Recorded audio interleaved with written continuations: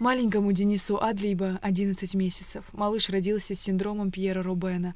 У него недоразвитие нижней челюсти, расщелина неба, волчья пасть и глоссоптоз – короткий язык. Денис не может самостоятельно глотать, питается он только через зонд. Малышу требуется несколько операций. А в начале года в одной из московских клиник маленького Дениса прооперировали. Расходы на сумму 295 тысяч рублей взял на себя Минздрав Абхазии. В 9 месяцев ребенку провели операцию на расщелину мягкого неба. Сейчас мы ждем вторую операцию на расщелину твердого неба. Также ждем операцию на язык, на исправление патологии языка. Все 11 месяцев нам помогают. Как я уже сказала, оплатили нам операцию с Минздрава. Также с нами рядом находится волонтерское движение «Анна София». И также у нас еще продолжается сбор у волонтерского движения «Анна София» на вторую операцию, поскольку у нас ждем назначения на вторую в течение 2-3 месяцев. А 8-летняя Саманта Возба родилась с синдромом Дауна и пороком сердца. Еще в первый месяц жизни малышки устранили дефекты клапанов. Уже к 3 годам Саманта была веселым, активным и очень общительным ребенком. Однако после воспаления легких в крови у нее обнаружили опухолевые клетки, бласты. После обследования в детской краевой больнице выявили острый лимфобластный лейкоз. После долгой и тяжелой химиотерапии малышке стало лучше. А минувшей осенью она пошла в 1 класс. Но в январе у нее снова заболели суставы и появилась усталость. Рак вернулся. Нам заведующее отделение вместе с лечащим врачом Краснодарской краевой больницы детской дали рекомендации по поводу применения одного из, насколько я знаю, современных препаратов. Его у них в больнице не было в наличии. Это дорогостоящий препарат, очень дорогостоящий, и там нас включили в Русфонд для того, чтобы собрать сумму. Курс лечения в деньгах переводится где-то около 1,5 миллиона рублей. Когда об этом узнали наши друзья, это в частности и руководитель детского центра Саркял Ирина, и волонтеры, и активисты, и Амра Лакоя в том числе. И вот благодаря им они непосредственно обратились к министру в тот момент, когда у нас начались сборы. Министр здравоохранения взял на себя ответственность, он организовал поездку в Москву.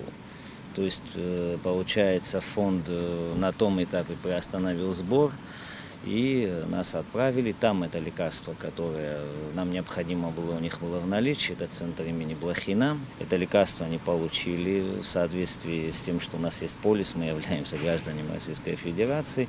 И исходя из содействия министра здравоохранения, мы туда попали без каких-либо проблем и нареканий и незамедлительно начали проводить соответствующее лечение. Огромное спасибо хотел бы выразить Ивану Сократовичу Стиледи, руководителю онкоцентра имени Блохина, за помощь, мгновенную реакцию на нашу просьбу. Ребенок поехал в Российскую Федерацию, получил необходимый курс лечения. На данном этапе в режиме ремиссии он выписан на амбулаторное лечение. Очень много пациентов получают лечение на территории Республики Абхазия, но определенный пласт пациентов есть, которым необходима помощь за пределами Республики Абхазия в Российской Федерации. Поэтому мы плотно контактируем с российскими клиниками. Это 1-я краевая больница города Краснодар, 4-я больница Сочи, онкологические центры Краснодарского края. Также мы взаимодействуем и с крупными центрами федерального значения, это в городе Москва, там, в Санкт-Петербурге и в других крупных городах Российской Федерации.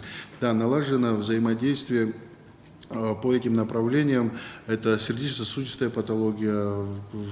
В основном мы направляем в 1-ю краевую больницу имени Чаповского, профессора Чаповского, где руководит академик Парханов Владимир Алексеевич. Вот эта клиника очень много оказывает нам помощи в лечении наших граждан.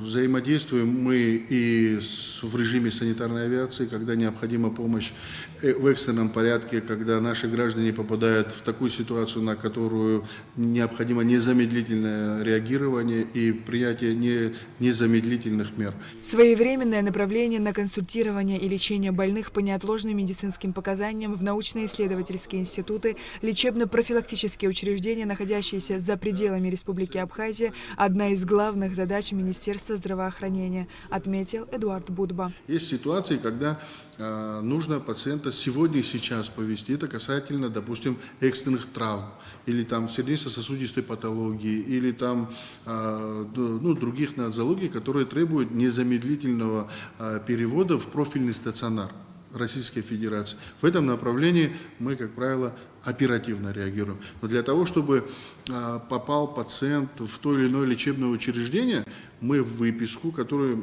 мы здесь на территории нашей республики получаем в лечебном учреждении, отправляем в клинику Российской Федерации. Там тоже люди смотрят, проводят консилиум и говорят: да, это наш пациент, он должен приехать к нам в такое-то время, в такой-то по такой-то дату, понимаете? И эта клиника под нашего пациента держит резерв. И пациент уже спокойно приезжает в это лечебное учреждение, где его уже ждут. Вот, хотел бы четко пояснить. Некоторые пациенты, допустим, самовольно приезжают, там договариваются, а потом просят Министерство здравоохранения там, и так далее. Вот, чтобы вот этого вот не было, мы стараемся всем грамотно объяснять. Да, может, на все 100% всех мы не можем, но мы максимально стараемся каждому пациенту, который обращается в Министерство здравоохранения, помочь. Это наша задача. Эта задача мне поставлена руководством страны.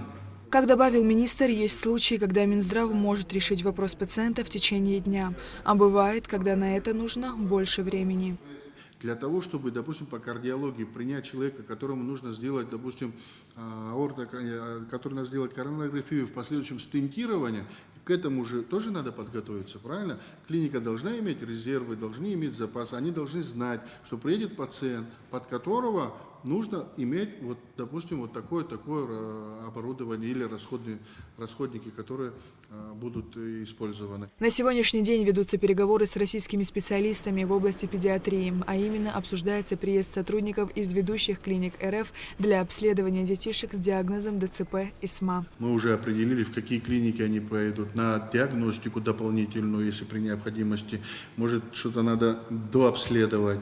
И потом в плане реабилитации. В этом направлении и с фондами мы тоже работаем. Вот сейчас уже начали работу с определенными фондами. У нас же также и в стране есть наши благотворительные фонды, которые тоже помогают детям. Мы, как со стороны Минздрава, мы тоже содействуем работе этих фондов. Помимо того, что мы говорим, что граждане выезжают за пределы Республики Абхазия, Российскую Федерацию на лечение, мы основной акцент делаем сейчас и на оборудование, на инструментарии, на компетенции врачей, которые здесь будут оперировать.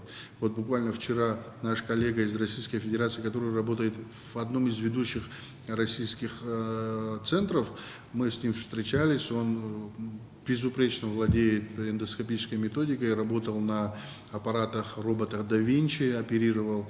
Это определенный уровень доступа, тоже допуска операционной нагрузки.